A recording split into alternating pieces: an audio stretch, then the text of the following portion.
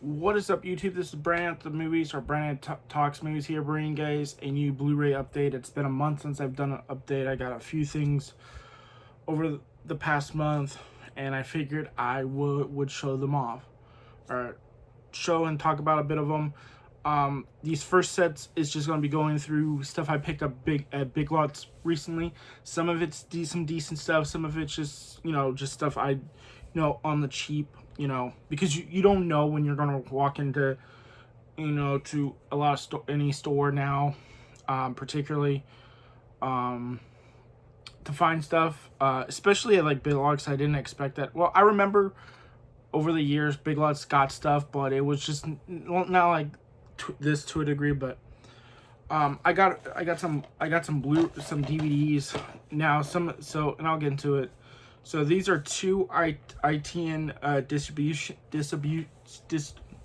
these are two ITN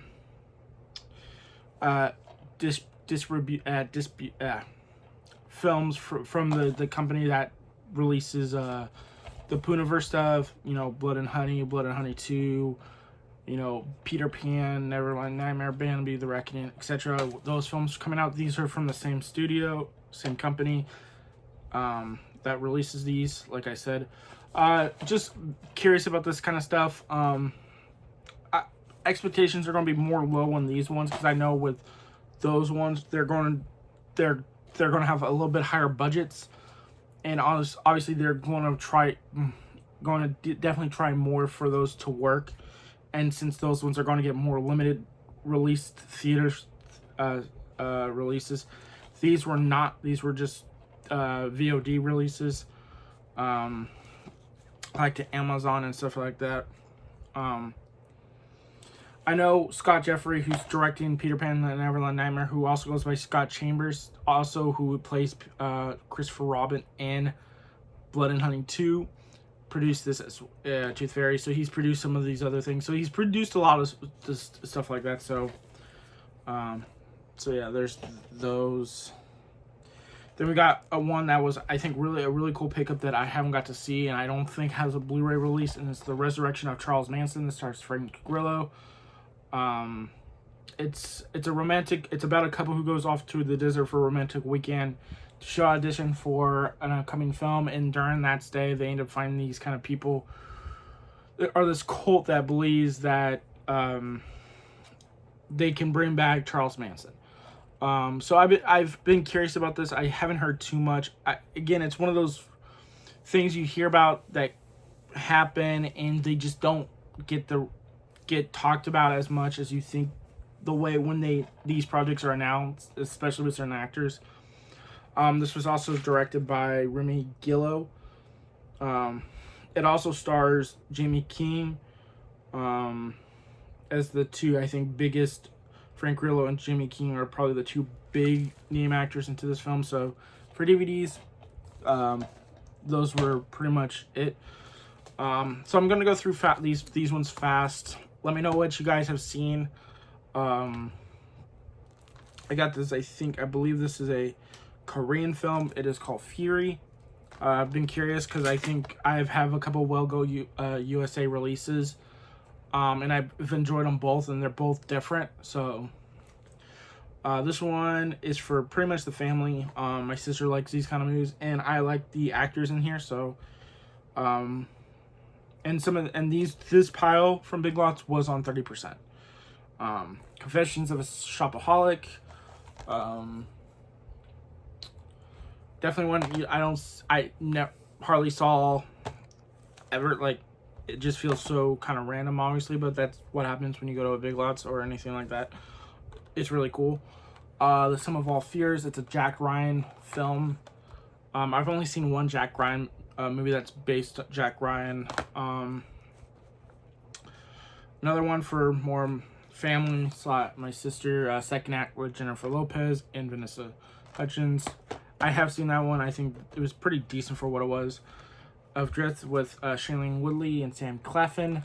I like both of those actors, so this is one I did want to check out, but never got a chance to. Let's see, we got Mary with Gary Oldman. This is like a supernatural thriller on a boat from the writer of The Shallows, which I really did like. I mean, it's also Gary Oldman is in here as well. But outside of that, don't know too much. I decided to give it a whirl.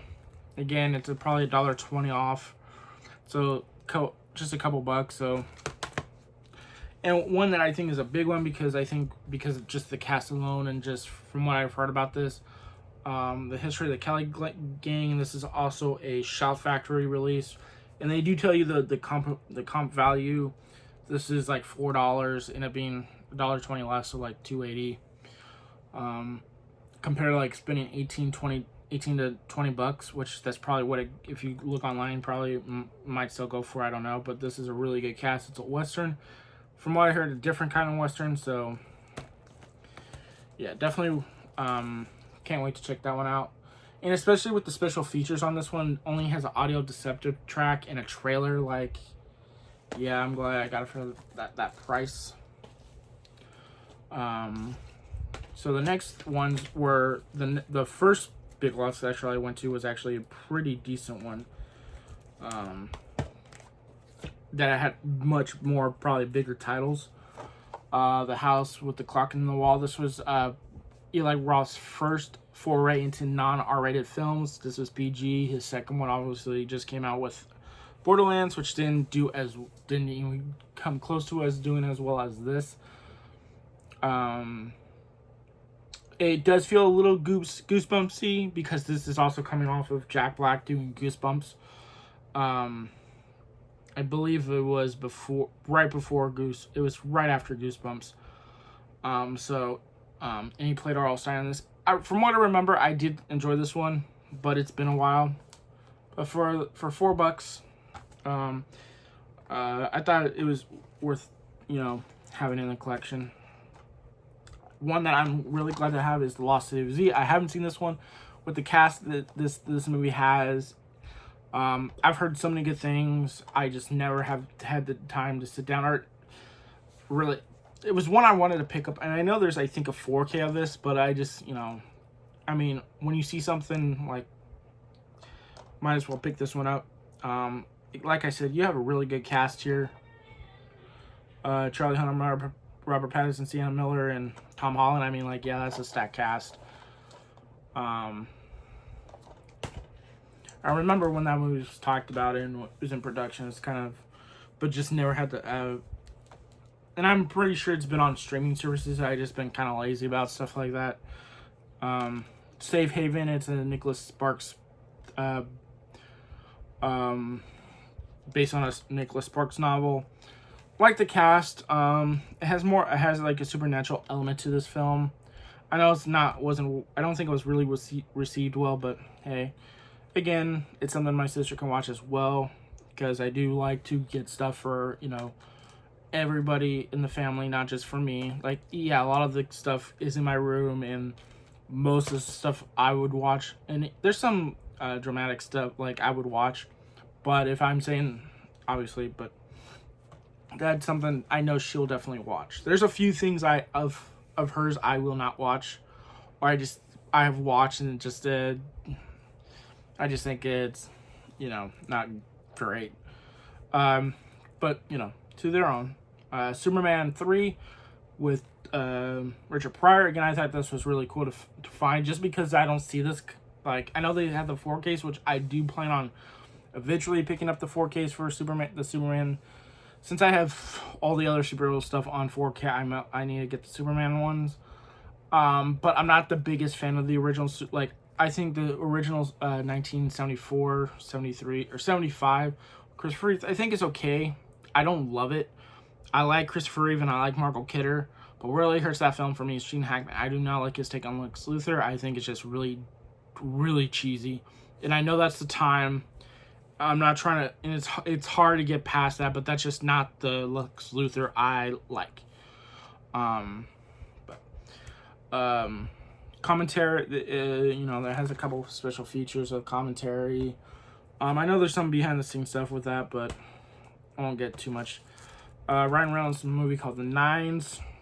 I remember hearing something about this, but I haven't checked it out, and I figured might as well, since it was there to pick up. So let me know what you guys thought of that, if you guys have seen it. This is a movie that I grew up watching.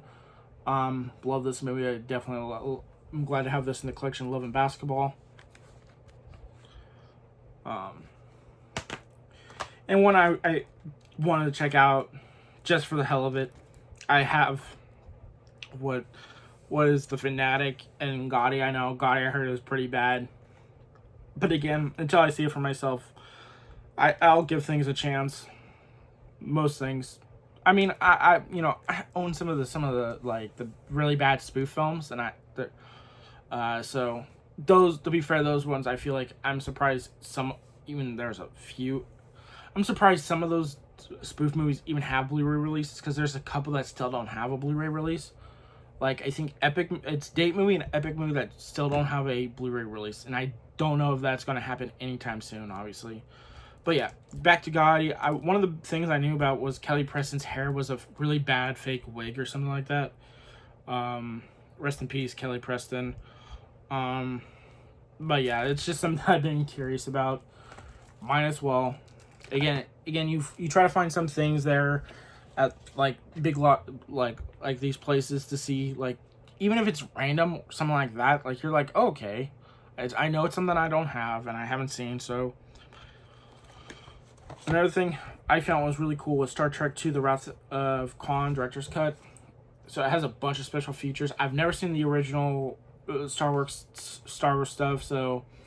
And I'm a fan of the J.J. Abrams take. I guess there was a way to get me into there.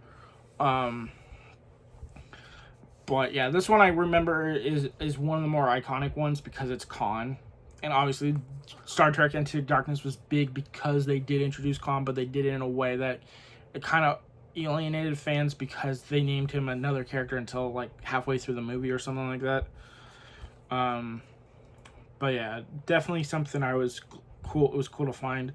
I know these are games that got 4K, so that's why it's not as like a big deal now, probably just because they're getting the 4Ks. But we got The Help, great cast. I thought this was pretty solid from the last time I saw it. I haven't seen it in a while, so I don't know, but it does come with the slipcover. So some of the with this one particularly, it was really about the slipcover, because I don't know, like, because this was probably the second most expensive thing out of everything, at $6.99, and I'm pretty sure this kind of slipcover is not out of print, but I know it wouldn't be just this. Like on eBay, I'm pretty sure someone could sell this for like $20-$25 just because of the slipcover, because I'm sure they obviously don't print that anymore. And the last thing from Big Lots I found was Frozen 2 on 4K. Yeah, that's what the biggest thing I found. I found there was a couple 4Ks. They had Spiral, The Book of Saw, Hellboy. I think there's one other one, but I had all of them. This is the only one I found that was a 4K that I did not have, and I thought it was. Sister's a big fan of Frozen 2. Well, Frozen films in general, so I figured I'd add this to the collection, and it's a 4K. Like, even if it didn't have the slip, I still probably would have gotten it, just because it's something I don't have. But if it was a Blu-ray, I think I would have maybe passed on it, just because I prefer getting 4Ks. Maybe, particularly this one, I just thought because it's a 4K, particularly, I was like, yeah, I have to pick it up. For $10, it's probably, I don't know how much it would be on eBay now, and I know this is on Disney Plus, but again, physical media person here, so yeah, that's all the stuff for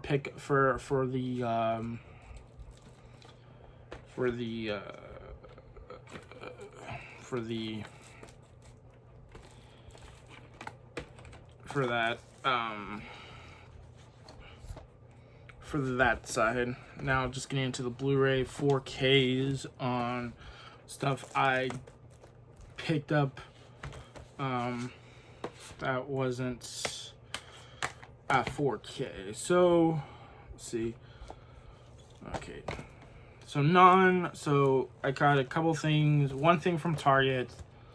And that's Dream Scenario with Nicolas Cage. It's an A24 film, so I had to pick it up because I do tend to collect all these.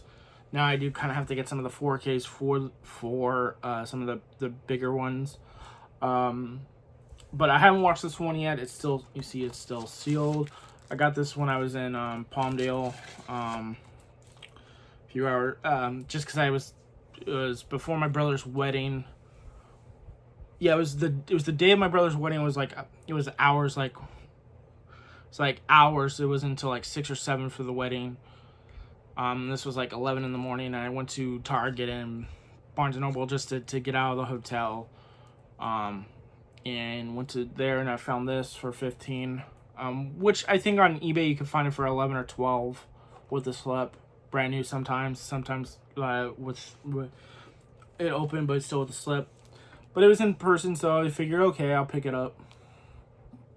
I've heard good things about, or at least decent things about it.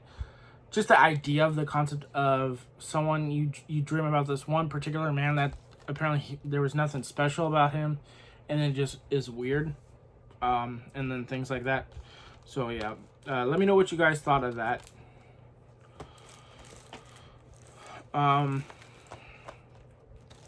So a couple of these I found was barbed wire. Never seen this.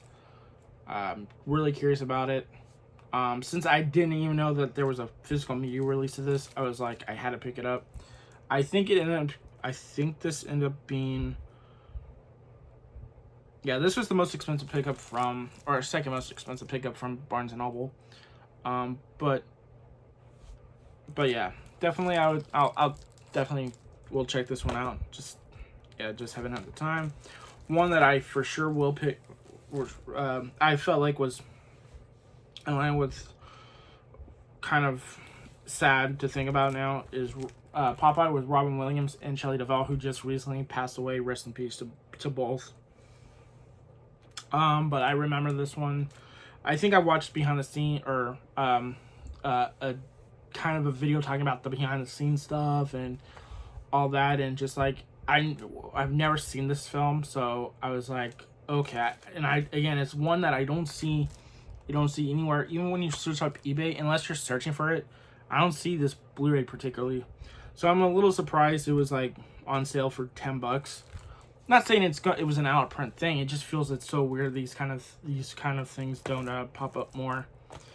And a really good title, I think. I haven't seen this one yet, but I wanted to have it in the collection because it's something I feel like I should watch just for performance alone. And that is There Will Be Blood with Daniel Day-Lewis, and it's directed by Paul Thomas Anderson. I mean, you also got Paul Dano in here, Ciarán Hinds. Just a really good cast. From what I've heard, it's just really outstanding. It's just really good. Your main character, the main guy you're following, is just a dick throughout the film. Because that deals with oil and stuff like that, I believe. But yeah, this ultimately, since it was 50% off, ended up being only $6.99, which is really cool. So that's a really good deal. So yeah, that's it for Target okay, there's one other title from Barnes & Noble, but that's a 4K, so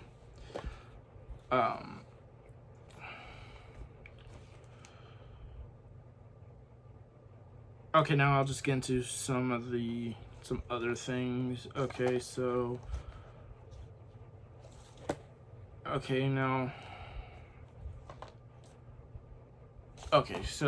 the next thing Blu-ray wise I'll do is Immaculate. I really like this. I think this was pretty intense and brutal when it does happen.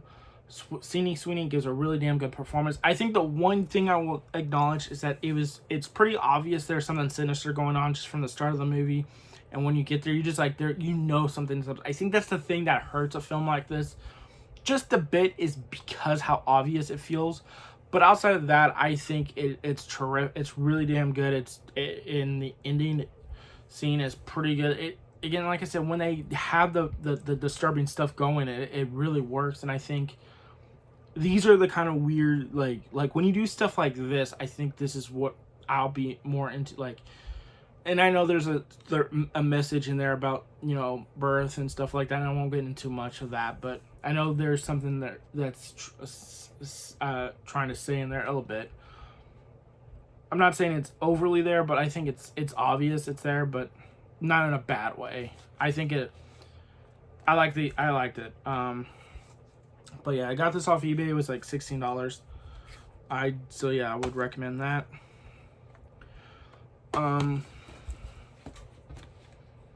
So I'll get to some of the 4Ks now. There's a couple other Blu-rays, but I'll talk about one particularly.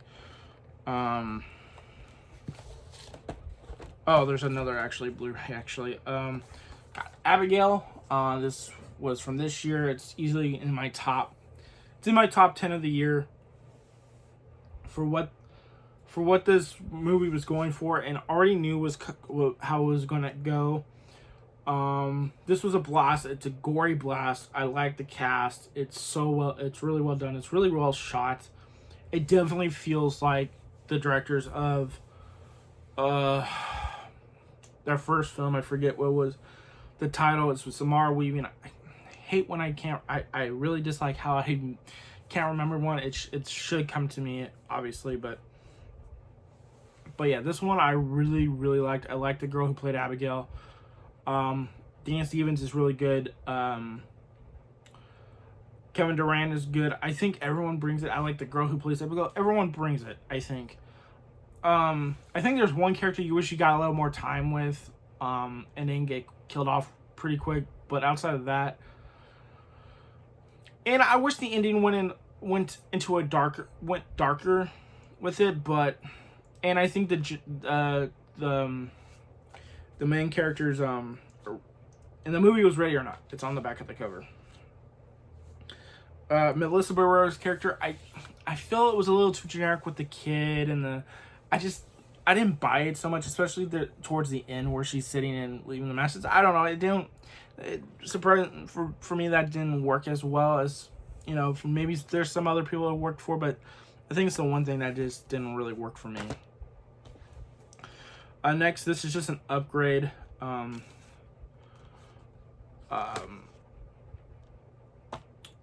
Upgrade is Team America World Police on 4K. This one's still sealed as well. I did get this Shout Factory when that was released because of the unrated cut. So yeah, the 4K just comes to feature film. All the Blu-rays, uncut version is on the Blu-ray. So pretty much, if you have the Shout Factory, you can keep that. I got this because I wanted the slipcover. So I have the original Blu-ray, which had nothing on it, bare bones. Got the Shout Factory, which got the uncut and all the special features on it, and now the 4K, where you get the 4K and then everything else. So I would recommend getting this edition or the Shout Factory edition, obviously, or even the DVD more than the original Blu-ray release. But I mean, I would rather have a better picture quality than probably DVD. But yeah, this is one of my favorite all-time comedies. I think I wish they would do a sequel, but obviously it's never gonna happen, because I think they've even said how hard it was, that there was just no way they were doing a sequel to this. But it would be really awesome if they would have been able to do it. This, you know, making fun of both political sides and all that stuff, and especially around that time. I mean, that was just 2004. And you'll know, like, they even mentioned on the unrated one that they cut out, because it's during the sexing, the unrated part has to deal with. They did it so extreme, so they only had to be cut out 1 minute instead of them cutting out anything else. So pretty smart, and they were able to get it. We were able to get an unrated edition with it, even though it's just a minute long. So next, we got The Fall Guy on 4K, which is really good. It's a really solid movie. I really liked. I liked the idea of it. I like the cast. I haven't watched the extended cut, which is about, it's 20 minutes longer than the theatrical cut, which is insane to think about. But yeah, still haven't. I do plan on watching it sometime soon. It was something I wanted to pick up. I know I wanted it in a collection. I like the stuntman aspect while, you know, his ex is making a movie. I think that's really cool. and it's a stuntman who has to go and, you know, find out what's going on with the star of the film and stuff like that. Really cool. Now, I did a double dip. A couple of these movies I got because of birthday presents, so gift cards, so Amazon. The Fall Guy, Team America were definitely were a couple of them. So I double dipped on The Strangers, Chapter 1, which I know a lot of people don't like. And I'll be honest, now after watching The Crow reimagining remake, which I really dug, it's easily in my top 10 of the year. I think it's better than a lot of people saying. It has its issues for sure. And maybe if I watch it again, I'm going to go down a little bit more. But after watching that, where they put the effort into making it feel so different from what that original film was, it wasn't trying to be the original film. And I still enjoyed The Strangers Chapter 1, but I think after that watch The Crow, I really felt like, okay, they did really... I feel like they really rushed this first chapter. Because they do have 2 other chapters, which I think are going to be probably better. And they're at least feels like if they're not different enough, like they have to be different, because different from what we've seen before, because outside of the first one and, you know, Prey at Night, I don't think they can go in the same way as Prey at Night. They have to, or I don't think people will be or like, that's the reason I think a lot of people are interested to see where this goes and how it ties in everything together. What this movie fails to do is bring something new to that original story. And this is coming from someone who I gave it a 3.5 out of 5. I think I would go down to a 3 at best for this film, because rewatching the film and then watching behind the scenes and just how, and I think people cared, and I think they're trying to build it, and they even did say the reason we're even doing this is to be able to tell our story for the next 2 chapters. But when you do that, you also need to bring something fresh, or not even something fresh, you have to bring something a little meaty to it, in terms of, like, to me, I wanted a little bit more brutality. I'm not asking to be a gore fest or anything, because that was not what that first one was. It wasn't a gore fest. It was a suspense invasion film.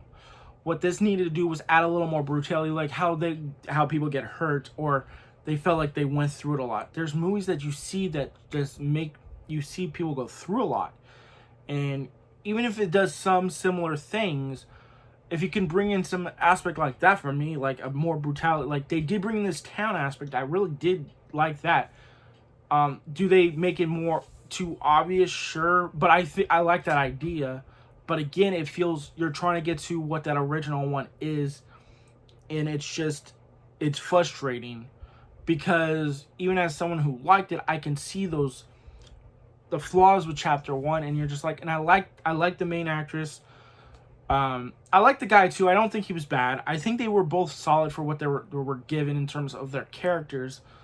I know people think of them as 2 of the stupidest characters, but I think all the Strangers films, the main characters, the protagonists, have been kind of just stupid in their own ways. So I mean, that's not. But again, when you're doing it, when you're having a chance to do your own thing, or try to do something different with these films, in Chapter 1, but they do, one of the producers was definitely saying in the behind the scenes, like, we have to go back and tell the original story for our version, for us to get to Chapter 2 and Chapter 3. But I don't know if they did enough, and for a lot of people, they did not do enough. I think that having the town aspect, and it being more of an Airbnb than just a house, or a house you go back with your girlfriend who you were turned down your marriage proposal, like, and they're not angry at it. There's no tension. So I do like that idea. I do like they do change a little bit enough where it's not the same characters to a degree in terms of that. And like I said, the town, there's something about the town. But again, after watching The Crow, and they're both ironically released by Lionsgate, though Lionsgate it didn't put all the money in it. Actually, they spent probably more money. They spent 10 million on, in terms of just production budget. They spent 10, or to release it for Strangers was like 8 million production budget. But yeah, so I know that's the big thing, is like, why would you buy 2 copies? Well, one's a steelbook, and it's a pretty cool steelbook. I haven't opened it yet. I've seen pictures of it, so that's why. But I'm pretty sure I'll open it. But I opened the slipcover. I always want to get the slipcover at least.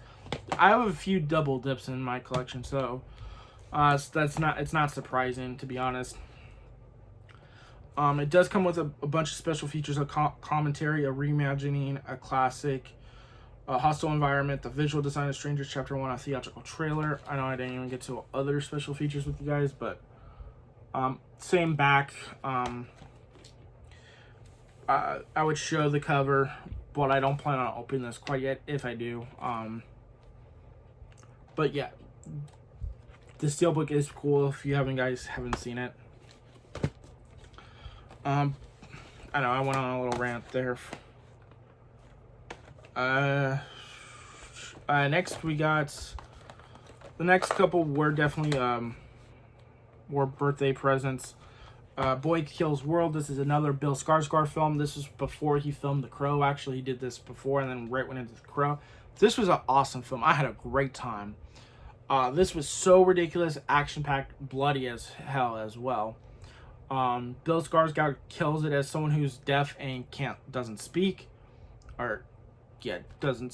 and can't hear, or yeah, something like that. He has to relive throughout the film. And he has a voiceover in his head, and his voice, the voiceover is voiced by the guy who voices Bob from Bob's Burgers, which was really an interesting choice. I guess in the trailers, it's his voiceover, so they hid that from people. So, and then you also got, you also got Jessica Roth in here, Charlotte Copley, Famke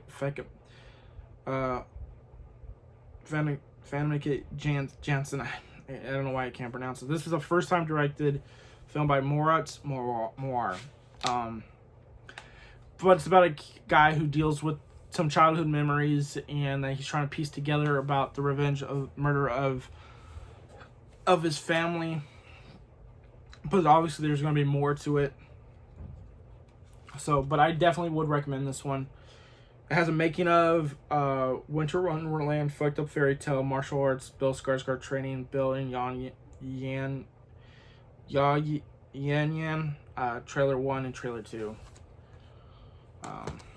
And this, and then The Sadness was another birthday gift I got with the eBay card. The Sadness is a Shudder original. This is probably one of the more fucked up zombie horror films you'll watch. Especially if you're going for the gore, the blood and gore. It is definitely messed up. It is not for the faint of heart. I was listening to some of the commentary by a film critic. I know this is kind of based on a comic. This was inspired by a comic. I forget what it was called. But yeah, if you like fucked up stuff, like really heavy gore and stuff like that, zombies and other stuff, and these zombies can talk still, and they don't, they're really aggressive.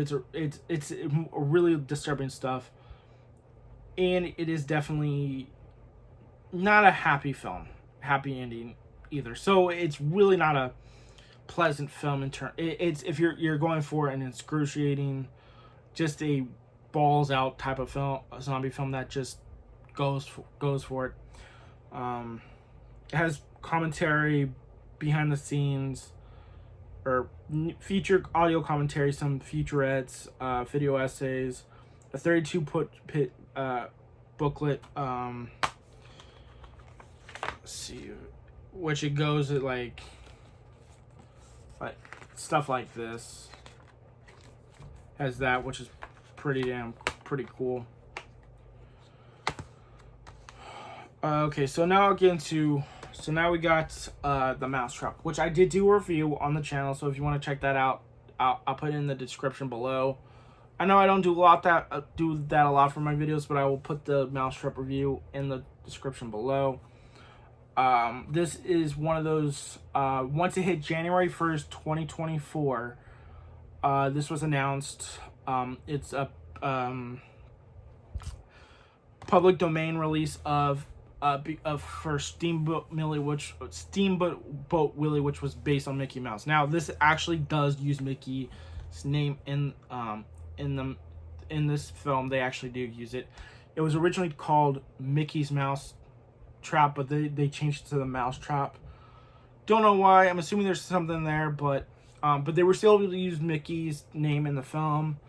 Again, you know, if you guys don't know public domain, it's, you know, it's stuff like Winnie the Pooh, Blood and Honey, and all that stuff that's coming out without, but those are actually, and then you even have the main one, which, and then we have another one coming out called Screamboat, which comes out next year, but it's starring David Howard Thornton, who plays Art the Clown, and is directed by the guy who did the main one. So, and you have the producers of Terrifier 2 and 3 on that. So, what I'll say this is, check out my review, because I think I was a little more positive on this film than a lot of people, but not by much. I'm not here to say this was great. There's some elements here I do like, and I do like the setting. I do like the killer is Mickey Mouse in spirit. Like, the mask kind of calls to this person, because the mask's in this boss's office, this guy's office, and it just calls to him, and you hear Mickey's voice. And if he speaks when the mask's on and it speaks, it's Mickey. And there's certain things that happen, and you're like, okay, you may not buy that, but at least it is trying to say Mickey's killing, and it's not just some random guy putting the mask on just to kill people. Even though that's probably what it feels like. This movie takes its time too much. It goes back and forth with certain, you know, flashbacks into the past and stuff like that. And the kills, there's a really cool kill at the end, and there's some decent stuff, but they just don't have a lot going on. And this was an $800,000 budget, and they said a lot of it went to the set where they were filming and the actors. And I get you have to pay your actors and stuff like that, but man, you really are. And then it's just frustrating because there's so much more. There's so much potential here, and they set up a sequel. That's the crazy part, is that and the way it ends, I think will be like, oh shit, they do something different. But then you're like, wait, the fuck, that's how it ends? And then you do a teaser like that, and you're just like, it's a frustrating film. But I'm open to seeing more. I think there is potential in this. You have to bring more to the table, because and also the acting I think was decent from the main protagonist. There's some story beats and some awkwardness that just don't work because they're dealing with relationship stuff that you just don't care. And the way the way it's acted is just not, like, when you're not talking about relationships or like being awkward and stuff like that, I think it works. But it's just, yeah, it's one of those. Again, I was frustrated with the mean one, and more of that just because the CGI, I didn't think they finished the effects they used were not finished clearly, and that was my biggest frustration with that. And the character of the Grinch, I think, should have had a bit more of a personality than just a monster. I think you can have a personality, especially when you're like, and I'll get to this other one I'll be talking about more, but yeah. And if you want the Blu-ray, it just has the movie. There's no special features, which is a little disappointing, but you know. Next we got The Crow, City of Angels. I found this on eBay for under like about $40. I know that's probably a bit much to pay for something like this, but this has been out of print for a while, I believe. And this is the 86-minute cut. This is not the director's cut, which is about, I think, supposedly 160 minutes. I don't know if they shot 160 minutes, but that was the original plan, was supposed to be 160 minutes, but they cut out. So if you think about that, that's about 54 minutes they cut from this film. And it feels like a standard Crow film.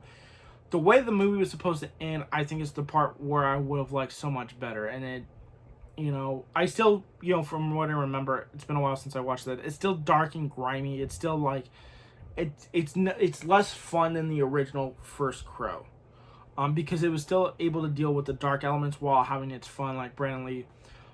It's a little different with Vincent Price. I think he does, from what I remember, it gives a pretty solid performance, and it's different from Brandon Lee for sure. It's the look. I think they were trying to give him. They wanted him more have the Brandon Lee look, and I think that's a thing you have to change up when you're doing a Crow film. Is you cannot be the same.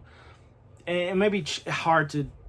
It shouldn't be hard, but it is to make iconic enough. And when you're trying to do the same kind of look, and then you had Mia Kirshner, who plays Sarah from the original, and here, and how him and her and Vincent Perez's Crow kind of fall for each other in this one, and so it's interesting for sure. I think I want to see the director's cut. I don't think we'll ever see it. But I don't think it's bad. I think it's the third. I think it's the fourth. It's not the worst Crow film. I think that still goes to Wicked Prayer, hands down. Like, I think City of Angels, Salvation, The Crow, and The Crow 2024 and The Crow 94 are really solid, fine to great. Wicked Prayer, stay the fuck away from that. I'm sorry. Yeah. And there's no special features, unfortunately. If you need the special features, they're all on the DVD, which, again, when you're paying for something like this on Blu-ray, is there a big difference? The difference is, like, because you would have to buy a brand new copy of because I would only want to buy a brand new copy of the Blu-ray or the DVD, because I don't trust DVDs so much, unless you show a picture of how clean it is and stuff like that, because DVDs are definitely more sensitive than Blu-rays and 4Ks. Not saying they can't get scratched, but just DVDs are just a bit more sensitive. This one came out earlier this week, this past Tuesday, and that is the Amityville Horror remake, 4K Blu-ray. Scream Factory has all the special features. It has a couple of the new 4K scan. 4K scan on the 4K has the new 4K scan, audio commentary with Ryan Reynolds and producers Andrew Form and Brad Fuller. On the Blu-ray, the new things is the new scan from the original DI film negative and new Houses Don't Kill People, revisiting the Amityville Horror, which it interviews with director Andrew Douglas and composer Steve Jabowski. Has audio commentary, deleted scenes with optional audio commentary with Ryan Reynolds and the producers. And then you have the Source of Evil, Making the Amityville Horror, Unset Peaks, home videos. So the stuff there was 2 Blu-ray releases for the Amityville Horror, the original one, and then there's one that had the Blu-ray DVD on the top of it. I think that was the second release, and that's actually, I don't know if that was the second release or the first release. The one I have feels like it was the first release, because that's the one you would usually release. You don't release the Blu-ray DVD one until later on, which is so weird, because that one is the one that had all the special features. The one I have before this did not, which really sucked, because because a lot of the Blumhouse stuff had a bunch of good special features. So unfortunately with this one, but yeah, getting into the movie, this is one of my favorite remakes. I'm not a fan, like, I've tried watching that original Amityville Horror multiple times. It's hard to get through, to be honest. It's such a lull, and I hate saying that. I'm going to give it another shot, but man, it's not the same as this. I think this has a more intense visual style, brutal elements to it. Ryan Reynolds gives a really damn good performance. Shows that he's not just like comedic and stuff like that. I really, really like this. Melissa George, I think, is terrific. It's too bad we don't see a lot of her anymore. You have a young Chloe Grace Moretz and what she had to do behind the scene where she's on the on the house. She actually did that. She did stunts. She did 90%, according to the director said she did 90% of her own stunts for that on the house. And they show you behind the scenes of her, of them helping her get to there and actually go on top. So that's pretty impressive. You have a young Rachel Nichols, and they wanted to change that. They wanted to be a more of a sexy babysitter this time than compared to the original one. But I think this was really good. I think for a movie this type and the way that they opened the film, a brutal opening about the family members, because this was based on a true story. But yeah, I really like this one. It's so cool to finally have it on. It's cool to have it on 4K now, with the special features. I like the artwork. I forget if this did have a double. I don't. No, it's not double sided. Obviously, I think because there's some that do the double sided. They didn't do this for that, and that's fine. Actually, I think this artwork's pretty cool. But yeah, I would recommend picking this one up if you're a fan of Ryan Reynolds, if you're a fan of horror, if you're a fan of the anime for those series. I just think this is the best one. I think it just does more. It's more interesting, and maybe that's just due to the time. Some of those some of the like that stuff is just then that the original one just it just didn't work for me. So, which I'll give it another shot. Last, it is my Winnie the Pooh 2 Blood and Honey. This is the 4K steelbook where you get it through, I think, Germany, and I think Italy or something like that. You get this internationally. The US will not be releasing a 4K release of this. You'll be getting a 4K Blu-ray of this, which isn't as cool. Like the art, this is a really cool artwork, and then on the back it's in this. I think in the cover it's inside is Pooh and Tigger, I believe. But yeah, Winnie Pooh Blood and Honey 2 really just blew my expectations out of the water. I love this film. It's my third favorite film of the year. And I know people are going to be like, why is this your second or third favorite film of the year? I think because it was doing something that it's hard to do, is to improve on something that was so just trashed. And people was only thinking it was to make a cash buck. Now, there's still people against the idea of making public domain characters into horror films, though a lot of these Disney characters were based on something more like, especially not Winnie the Pooh was based on a book before a cartoon. So, and I can look the other way. This isn't. There's something that these characters could be like. Peter Pan definitely you can make into a horror character. Bambi definitely could be you could turn into a hero. I know Winnie the Pooh may be kind of weird, especially that first one, which this makes it a film within a film, because the events still happen to Christopher, but that first film is actually the film in this movie's continuity. That first movie is the movie is the movie in here. That's not how exactly. Like, that's what the filmmakers thought happened.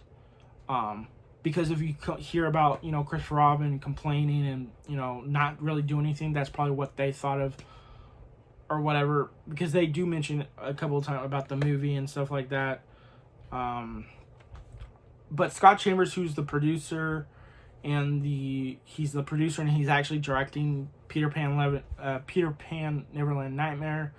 So producer and all this stuff, actually plays Christopher Robin, and he does a really terrific job and giving the emotion and believability and likability to the character. Whereas when you watch the first, now we know it's a movie within a movie thing, but watching that first movie, one of the biggest issues with that film, even though I had enjoyment with it, is that Christopher Robin is not likable.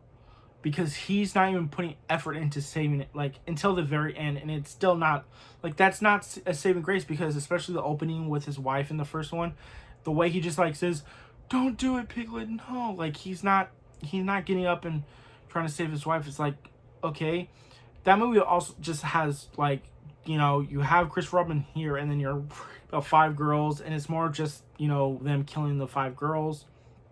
The endings, I think the very end is a really cool scene. There's cool things, some really cool kills in there.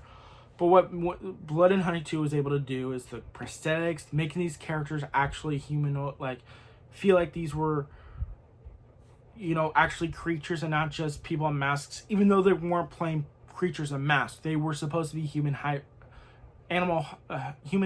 half pig, half bear, half human. Like, and this movie gets into that, and I think it's very creative and a very cool lore.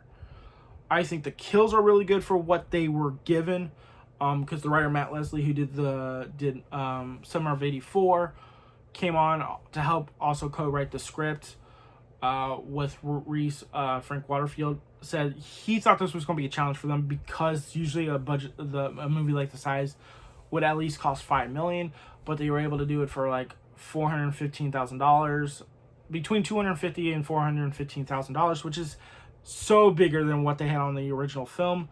But it was still, and yeah, there's still some stuff you could see. There's the UCGI here. There's some scenes where you see some CGI, but of course they could only go so far with, even with 450 with what they were given. It's kind of, it's insane for, you know, because they're trying to, because they know that first movie was not what they truly wanted. Scott has said that Reese really wanted to do something, wanted more, and this is what they wanted. If they had the money for the first one, they didn't, and thanks to the first one making money, they were able to go and do this. I think I think and who is bad is like Jason Tigger. Well, you don't get a lot as much as you want with him. I think you get enough tease with him that, okay, I want to see more of him.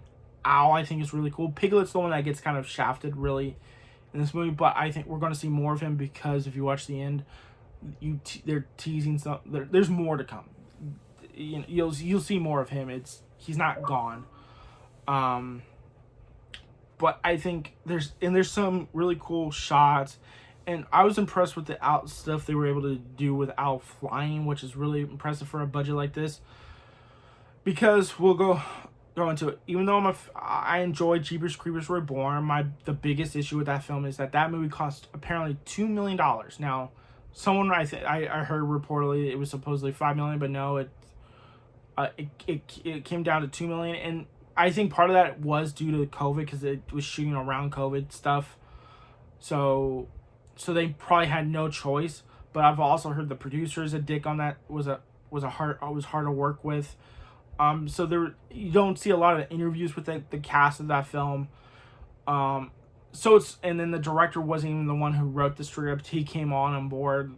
There's different things you hear about Jeepers Creepers Reborn. So I think it still has a 0% on Rotten Tomatoes, which I don't think it's that bad. I don't like the biggest issue with Jeepers Creepers Reborn, and I'll do a review. More of is just that so much CGI, and I'm not even talking about the story. Let's not even talk about the story. There is too much CGI and stuff that don't need CGI. There's the hotel. I'll get into a review of it. So, but yeah, Blood and Honey 2 is definitely worth your time if you're open-minded to this. Would I still watch the first film? Yeah, just to get an idea. It's to help get the idea of where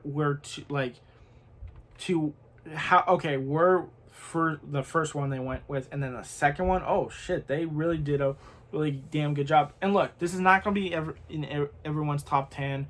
Even if you liked it, I don't think, look, for me, I think what they were able to accomplish with this film, and some of the reviews they were getting, they were able to get they showed really improvement. And it's hard to do that with a budget like that, and the stress and stuff to do something like this, because you do get people who think this ruins their childhood, and I don't think this is going to ruin your childhood. It's like, why is this ruining your childhood? I don't get it. But in the end, I think this is definitely worth your time. I did do a review of this. I do want to do a new review for it because I feel like that was a out of the theater review. But I do recommend this, and if you can find this, I would definitely pick it up. There's so if you do get this, all the special features are on the Blu-ray, and the Blu-ray is also region free. So if you're afraid, don't worry. I tried the Blu-ray; it is not region locked. I think this is fully region free. And it has a couple more special features than what the Blu-ray on the collector's edition, and probably will have more than what the Blu-ray 4K will have. Which I also did pre-order the 4K Blu-ray for here, so I have one version from Australia, one version from Germany, and one version from the US, which is 3 different looks, 3 different editions, which I think is pretty cool. It'll have some different things on it, but yeah, it does have they talk about the Puniverse stuff, which is, I think, really cool. It's the stuff that if you saw it in the theater, you got to see that in the trailer for Bambi, or teaser trailer for Bambi. So yeah, definitely would recommend this one for sure. So yeah, that's it for all my pickups in the last month. So yeah, this is Brandon at the Movies, or Brandon Talks Movies. I hope you guys enjoy. Signing off.